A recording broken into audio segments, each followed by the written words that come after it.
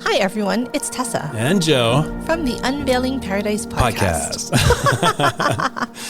Tessa, summer is almost here, and so many of our listeners are about to have their epic destination wedding. And we are so excited for you guys. Before the big day, guys, we want you to make sure you listen to these 3 episodes. Episode 62, Deep Diving Your Wedding Ceremony. Episode 53, Questions Your Wedding Guests Will Ask. And episode 31, the final countdown to your wedding day. And if you're planning your wedding here in Hawaii, hit us up and ask us about our Unveiling Paradise podcast promo. Happy planning. Hey, everybody. Welcome back. Hi, Joe. How you doing? Hey, Tessa. How are you doing? I'm good, and I am really excited for today. Me too. Yeah? Okay, so today, we're going to be talking about, obviously, weddings, and just the fact that weddings have become these really, really huge productions from ridiculous photographers wanting all the attention. What are you pointing at me for? Or hair and makeup, or the design and floral chandeliers, and just so much involved. But when you kind of strip everything away, at the end of the day, just taking it back a step, weddings really are just about the couple and an officiant. And that's what we want to talk about today. Yeah, I think you're right, Tessa. Strip it down. A wedding ceremony is about a couple exchanging vows with the help of an officiant in front of their family and friends. And today we have the very special pleasure to have in our studio, we have one of my very, very favorite wedding officiants, Kelehua Kawai. So welcome to the show. Aloha. Welcome. Thank Hi. you so much for having me, you guys. I'm really honored. Mahalo. You are? Okay, so before we get started, we're going to have you introduce a little bit about your company and how you got started. But you are like one of very few officiants that have actually got me teared up and crying during your ceremony. I mean, it's just like, it's so powerful. It's always just like, it's so personalized. You're able to like have this really special connection with your couples that, just kind of like everything it's just beautiful. It's beautiful to see and beautiful to hear. Thank you. I really, really appreciate hearing that. And it means the world to me that they know that I am there with them, like really, really with them. Even though this is something that I do every day, it is something that I feel beyond privileged to be able to do. And I genuinely mean that. We talk a lot about this in our podcast. We're always trying to help our listeners try to figure out how to make their wedding day a stress-free and comfortable experience. And having an officiant that can kind of walk you through that very sort of stressful, anxiety-ridden point of the day is so important. So this is kind of what we want to talk about today, how to choose an officiant and how to craft your ceremony in a way that is going to be uniquely you. Yes, exactly. So let's get started. Welcome to Unveiling Paradise, your go-to destination wedding podcast. I'm Tessa, wedding planner and owner of Fred and Kate Events. And I'm Joe, wedding and adventure photographer of Joseph Esser Photography. We are based in Hawaii, one of the biggest, most popular locations for destination weddings. We want to share our real-life experiences with you, give you insight from a professional's perspective, and still make sure you're having fun in the process. We're huge believers in the fact that planning a destination wedding can be one of the most amazing experiences, and we want to bring you along. We're so excited to talk with you about weddings, Hawaii, and everything else under the sun. So pack your bags and let's get started.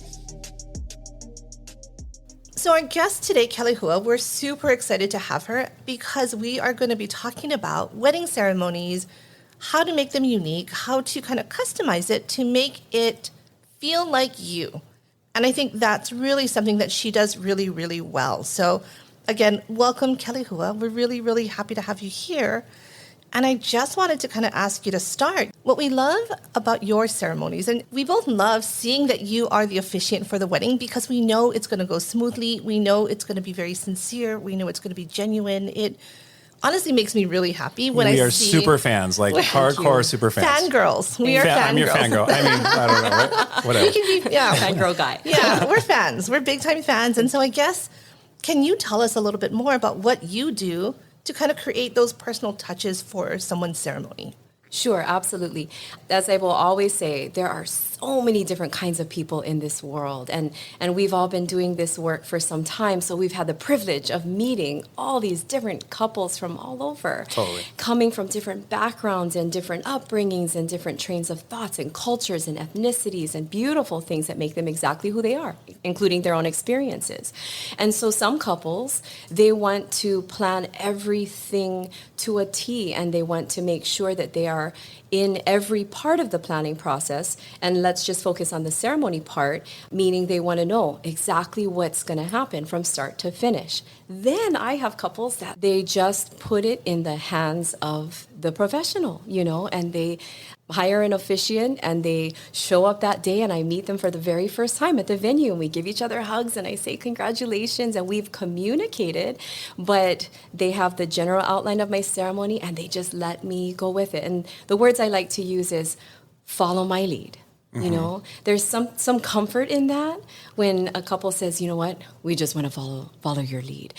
Don't you think it's kind of funny if you think about the wedding day? You have your ceremony and you have your reception, and people spend so much time and energy on your reception, but really the ceremony is kind of the kicker. Like, this is kind of what makes your day legal. Like, this is the actual marriage part of the wedding. So it's kind of funny because I do see that a lot. And again, I think when they have a professional like you, they know that they can kind of put everything in your hands. But it's kind of funny when you look at the fact that this is the most important part of your day, but they have little to no involvement in it. And I think that's really funny. Which doesn't bother me one bit, because I feel like the training that I got from the officiants that I call my mentors, and then what I've poured into it over the years from doing it frequently, bring to that couple this value in hiring a professional officiant. They can just follow my lead. And I say to them, I just want you to know that, let's say, you showed up tomorrow, you got off the plane and you said, let's get married. We can meet and I will perform your ceremony. And I say this very humbly, you will feel like you have planned a full ceremony from start to finish that will feel intimate and special and genuine and complete. It's important that they know that that is an option. To personalize it, I think usually what I ask is, how did you meet? And when you ask how you met, sometimes it's been some time has passed since they met, since they were falling in love and getting to know each other. And so they kind of get to go back into that, whether it's on the phone, talking with them, during a consult, or by email. Some couples prefer to communicate by email. That's perfectly fine with me. And we'll go back and forth and just answering each other's questions until I say, I'm all set. I'll see you on that day. So if they begin to share with me a bit of their story, sometimes I can incorporate that into their ceremony or not. It kind of depends. If they want to share personal vows, they absolutely have the freedom to do that. And I say, I'll prompt you when to share your vows with one another. Others, no desire to share personal vows. And I totally get it. There are people who are very confident and have no problem speaking in public in front of other people, and they don't mind reading their vows out loud to each other. Others would, no, that gives them so much anxiety. And that's okay. And so I just say, I have vows for you. Follow me. Yeah, honestly, Kelehua, the one thing that I regret from my personal wedding is my husband and I didn't write our own vows.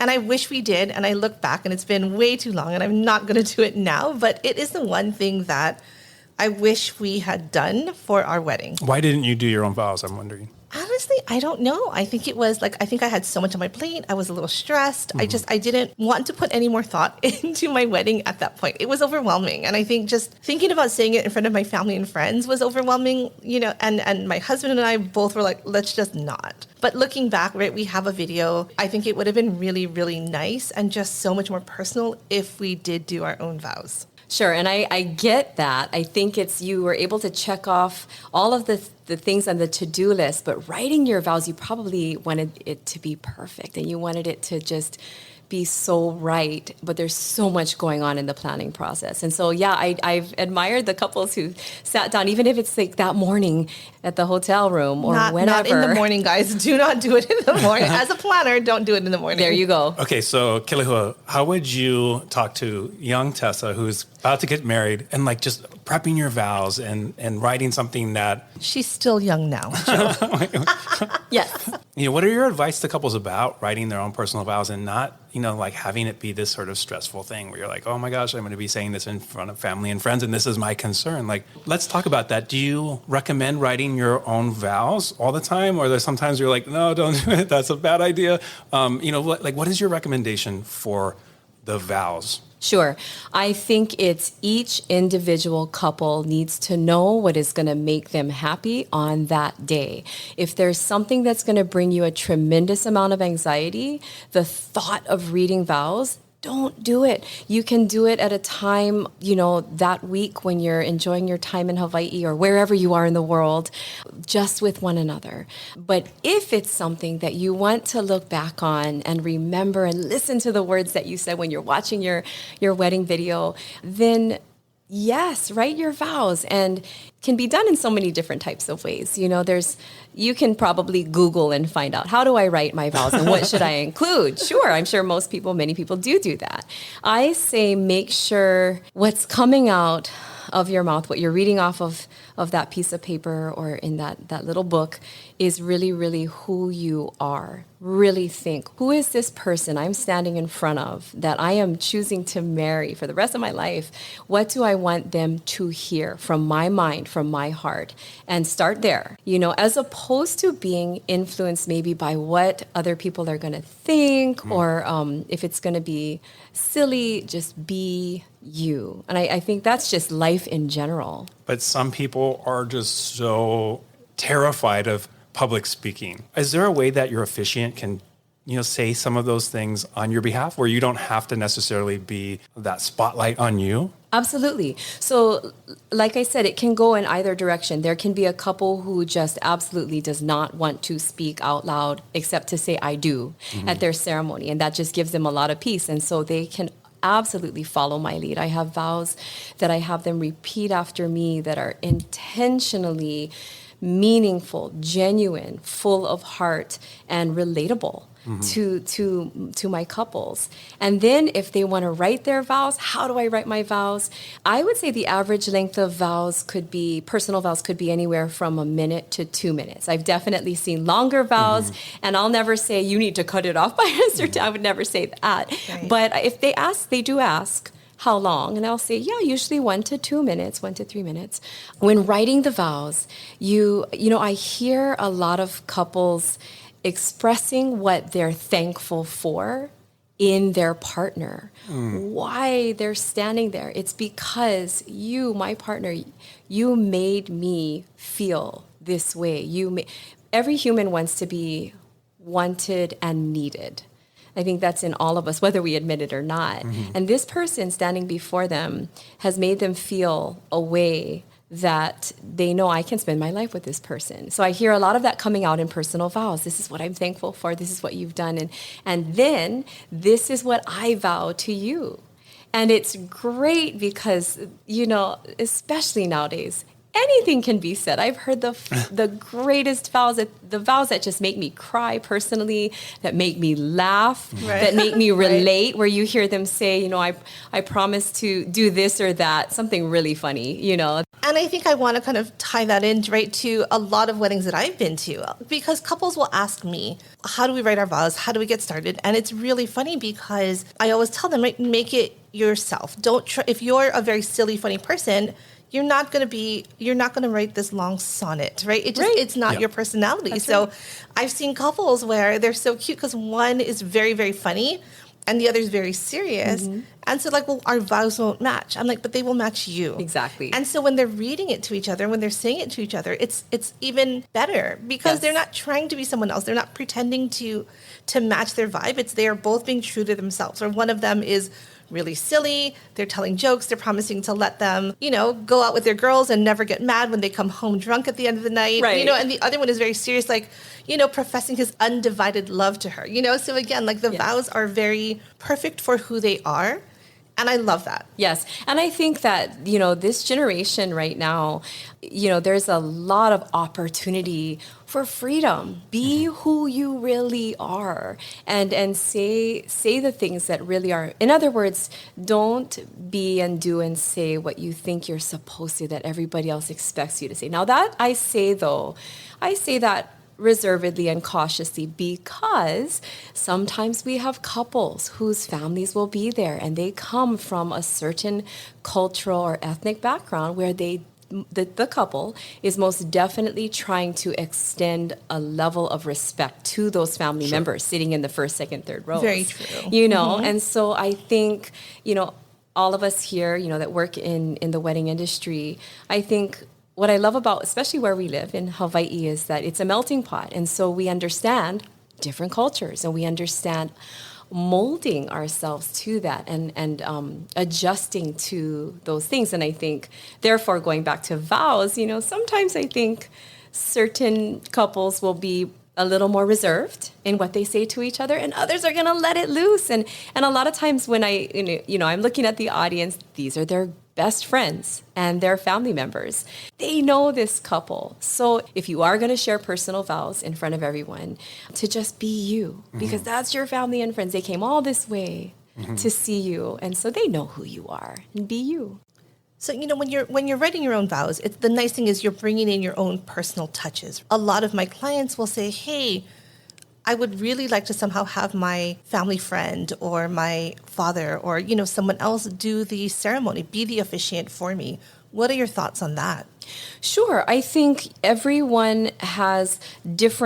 couples have different relationships with the people in their life. So, for example, if they've grown up in a church or a specific organization, or they're close to, let's say, their pastor or their priest, or their uncle that has mentored them and seen them through their lives as they've grown up and then found this partner, they have this relationship that would cause them to want to have that person oversee and officiate their wedding. And I think it's a beautiful thing. I think it's wise, to encourage couples to have a good conversation with those family members or friends about the flow of the ceremony and what they want to have done, so that the officiant kind of knows how to write the ceremony and how to present things and so forth. Something that I've done quite frequently is dual officiate. And so I love that. I've seen that. I like so it's fun because I'll show up to the venue and the other officiant is there, a family member or a member of their church, and I'll say, hey, and let's do this. And we just very quickly go over, okay, I'm going to start with this, and then I'll throw it to you. I'll segue to you, and we'll stand here, and then they take over, and then they know after these things that they do during the ceremony, they're going to throw it back to Kelehua. I'm going to do my part, and then give it back to them. And so I know that doesn't make sense necessarily because I'm talking vaguely, but it's absolutely possible to share a ceremony with a professional officiant and a family member. It just depends on what elements, who's going to do what, who's going to do the ring exchange, who's going to pronounce them. Do they want me to do the Hawaiian elements? Because I do that a lot. I actually love that.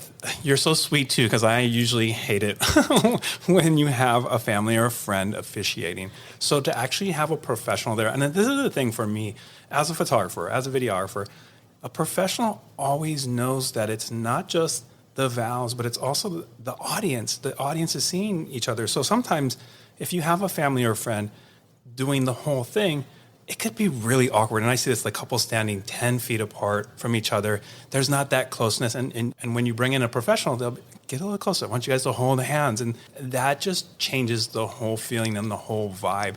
And then it's also too, a lot of times I see this. A professional will say during the vows, okay, I want you guys to look at each other. A lot of times when someone's talking to us, so if you're saying repeat these vows, if it's the family member, the couple is looking at the officiant or the friend or whoever it is, and they're not paying attention to each other. Those two little things can make or break a ceremony, especially for photo and video. If they look disengaged, there's that weird body space between, and having a professional that's lining the couple up so they're centered under the arch or just has that consciousness, I think that also goes a long ways. Yes, and I think something that you'll hear me saying to my kids a lot when I talk about business and work and relationships and all of this, I say, when I go to work, when I go to do a ceremony, guess who my bosses are? They're the photographers, the videographers, the DJs, and the wedding planners / coordinators. Those are my bosses. I look at them like, how can I serve you in addition to serving my couple? Why? Because a couple has come all this way for a destination wedding. If we can, why not make it amazing? Right. And so if I can learn from the photographers, and what I mean by that is you guys help me understand. By seeing the photos after, I see why, if I stand here or in that slight angle, it's going to be so much better than if I'm over here. If I hold my, I do a blessing with a tea leaf. If I hold it here, you'll be able to see their lei and see their rings when I'm blessing those items, as opposed to if I stand over here. If I take her dress and I make sure that at any given moment, it's especially if she's chosen a long dress or a veil, that it's nicely laid out, that long-term memory that's going to go up on a wall, her dress isn't going to be crumpled up. When they do a lei exchange, one of the elements that I do, when the lei is placed over the head and neck, I'm going to do my best to get her hair and her veil out from under it, so that for the rest of the ceremony, her hair that has been so beautifully done up by some amazing hair and makeup artist isn't squashed. The tiniest little things I learned from the photographers and the videographers, learning how to speak into the microphone so that the DJs, they are not dealing with feedback and all of these things. I love doing that. That's what I love about my job. And that's priceless for us, for the photographers and the videographers, but also for all of their guests' experience. So if they can actually see the couple, and you know what I mean? Like it's that whole experience. It is. And by saying those things, I don't at all mean for the full focus to be on the aesthetic, because it's about these two amazing people who are getting married. However, if I can, why not, do these little extra added touches to make the end product enjoyable for all.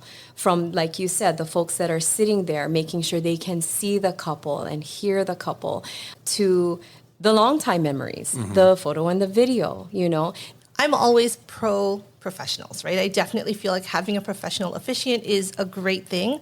I do want to make two slight counterpoints. And number one is I have seen fathers of the bride, for example, do the officiating, and they're walking them down the aisle, and then they take their place. And I just feel like when they're marrying this couple, it's like a double blessing, because obviously if he is, marrying them, then he is giving their blessing. And It's just extra special to me. I've seen them, they've done a great job, and I couldn't do that. I would be crying and bumbling through the whole thing. It would be horrible. Okay, so we know for your daughter's wedding, you will not be officiating. No. And then my second thought is this, right? When we're talking about Joseph and his drama about the couple standing so far apart and whatnot, this is why you hire a wedding coordinator. Is our job is to do a rehearsal. Yes. Whenever we have those family friends or fathers or anyone else doing it, we practice and we say, stand close enough to touch. Move out of the way during the first kiss. Speak into the microphone. So this is what a rehearsal is for. If they haven't done it, I don't want them to feel like you cannot do it, but be prepared to make sure that the entire experience is seamless. Yes. Disagree, Tessa. Hold on a second. Kelehua is going to jump in here in a second. She might jump at me. No. Go ahead. An officiant is there. They're right with the couple. If you're not going to be able to jump in and stop the ceremony and say, and get your hands together, but an officiant, they can grab their hands and put them together and it's seamless, right?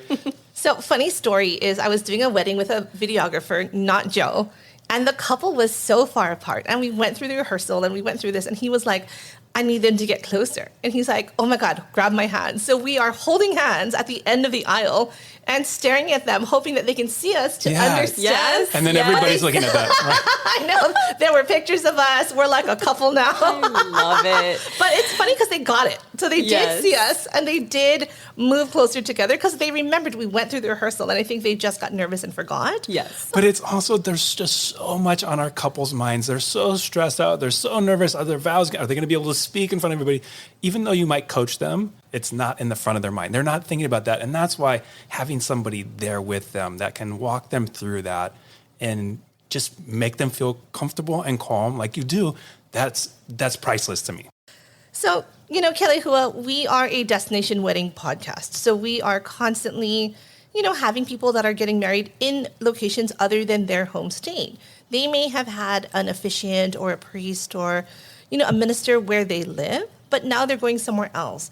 So now they are in a brand new destination and they are looking to find an officiant. When I talk to couples, one of the first questions that I'll ask them when they say, hey, I need an officiant, can you recommend some for me? It's what are you looking for? Are you looking for someone religious? A lot of couples, if they are very religious, they want a Christian priest, or they want a minister, or they want a pastor. Do they want to get married with a judge? I always call it the quick and dirty because those are probably 7 to 10 minutes long. They're very quick.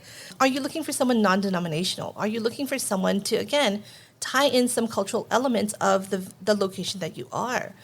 A lot of people don't realize this too, but for example, Catholic, there's rules. A Catholic priest cannot marry you legally on the beach, anywhere else. It has to be in their Catholic church, or you have to have permission to do it at a different Catholic church. So there are different rules. Once they kind of narrow, that's where we can kind of talk about, okay, so if you want someone non-denominational, if you want someone to kind of tie in some cultural elements, that person, like you, Kelehua, can tie in some of their religious elements, can tie in some cultural elements, but bringing it all together, the first step is figuring out what do they want. Absolutely. And I think, let's say they say, I want someone who's non-denominational. It's okay if they have a religious background, but I don't want the ceremony to be very heavily religious. I'd like them to include a scripture or two. And so I'll absolutely do that. One of the reasons why I think a lot of couples choose a destination wedding is they're going to a location for an experience. And I think what's beautiful being in a destination like Hawaii is we get to share our culture and we get to share that experience, something that they take back with them. And I always love it when our officiants like you are able to share your culture in that very intimate moment of their vows. There's a wonderful documentary that came out that focuses on responsible tourism. As we are becoming such a global community connected through social media, there's a lot more travel to a lot more places that were not reachable before. And so now we need to understand, right, that if we're going to go to these places, how can we step into this place, someone's home, someone's culture? I'm excited as the officiant to be given this opportunity by this couple to share my culture with them and their family. And I say this when I'm talking to them. I specifically stand, most of the time, if I'm allowed to, where I stand on the side as opposed to middle back for two reasons. One, they are in this gorgeous location. I would like the scenery behind them to be visible. And so I stand on the side and I call it best man position. And I angle my body so that when I'm starting to share and do my ceremony, I'm looking at the couple, but also at their family and friends that are sitting there, because I'm trying to create an atmosphere that invites everyone in. You are all a part of this. You all got on a plane, took time off of work to come and celebrate this couple. I get the chance to share with you a little bit about Hawaii through this ceremony, very delicately and appropriately. It's something that we share in hopes that they can take that home with them. Not just the fact that they got married in Hawaii, but in a place where something called aloha exists, a very, very special form of the word love. And there's so much meaning to that. And I get to share that in the ceremony with them. It's in the oli, the chant that I do. It's a welcome chant, and it's brief, but it talks about the word aloha and how that, when broken down into parts, has so much meaning for this couple intimately. this relationship that they have, this lifelong relationship that they're building. And then the other elements that I get to incorporate, the lei exchange and the blessing of the rings and the honi honi. It's a certain way of expressing aloha, the Hawaiian kiss, and so forth. All of these things are not only meant to be a part of their ceremony and just that merging of Western and Hawaiian culture, but an experience that they feel deep within. And when they leave and they go back to their lives at home, they take with them this knowledge, this deep knowledge of what that means, that word means, aloha, and where it came from in Hawaii. We're so happy that you were here today. I loved hearing everything about what you do, what officiants do, because I think it is important for people to see professionals bring a whole different level of experience. Can you quickly tell us, how can people find you? Where are you online? What can they do if they want to chat with you? Sure. Share. The main place to find me is on Instagram, and I'm grateful for Instagram. It's been an amazing marketing tool. My handle is Mary, Marry _me, me_Hawaii, Hawaii, Mary _me _Hawaii. Or my name, you can type in my name, Kelehua Kawai, and you can email me, you can call me. Awesome. And we'll drop that information in our show notes, her email, her phone number, all of that stuff. Well, we love you so much. You are hands down one of the most talented, most genuine officiants that we get the pleasure to work with. So thank you so much for being on the show. Thank you so much for having me. I'm really honored and grateful to work with you both as well. And it's always exciting to see you at Ceremonies. So here's to many, many more. Definitely. As always, guys, like, follow, subscribe, listen, email us your questions, and we will see you back here soon. All right, guys. Take care. Bye. Thanks for listening to another episode of Unveiling Paradise. If you enjoy our show, please follow us and rate us on Spotify or wherever you listen to podcasts. It would really mean a lot. And don't forget to also get on our mailing list and follow us on Instagram. Just do it already. Until next time, this is Tessa. And this is Joe. And don't forget, your happily ever after It's just a plane ride away.